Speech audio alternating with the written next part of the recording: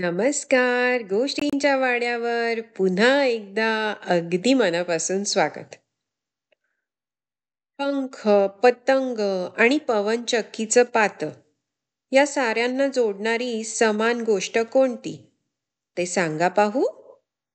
करा करा, विचार करा. पतंग तुम्ही उडवतात, पंख वाऱ्यानेच हलतात आणि पवनचक्कीचं पातं सुद्धा. म्हणजेच या प्रत्येकाला गती देणारी एकच गोष्ट आहे, ती म्हणजे वारा. बरोबर. आता या वाऱ्याला कसं पकडायचं, हेच तर शीर्षक आहे आपल्या गोष्टीचं. वाऱ्याला कसं पकडायचं ही गोष्ट लिहिली आहे अंजली वैद्य यांनी. चित्र काढली आहे आयवेट सालम यांनी. मराठी अनुवाद केलाय साई केसकर यांनी. गोष्ट प्रकाशित केली आहे प्रथम बुक्स आणि स्टोरी विवर कम्युनिटी यांनी.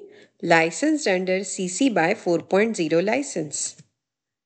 आपल्या आजूबाजूला सगळीकडे हवा असते. हवा हलायला लागली की तिला वारा म्हणतात आणि वारा वाहायला लागला की त्याच्यात ऊर्जा म्हणजेच शक्ती येते. अशी शक्ती वापरून वारा पतंगांना आकाशापर्यंत घेऊन जातो. पण वाऱ्याला कुणी अडवलं ना तर मात्र ही शक्ती त्या जागी साठायला लागते आणि मग फट्ट करून तिचा स्फोट होतो. पण असे स्फोट न घडवता या शक्तीचा आपण आपल्या कामासाठी उपयोग करून घेऊ शकतो.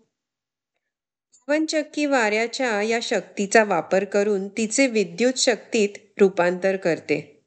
वाहणारा वारा पवनचक्कीची पाती फिरवतो आणि गोल गोल फिरणारी पाती वाऱ्याच्या या शक्तीचे म्हणजेच पवनशक्तीचे रूपांतर विद्युत शक्तीत करतात.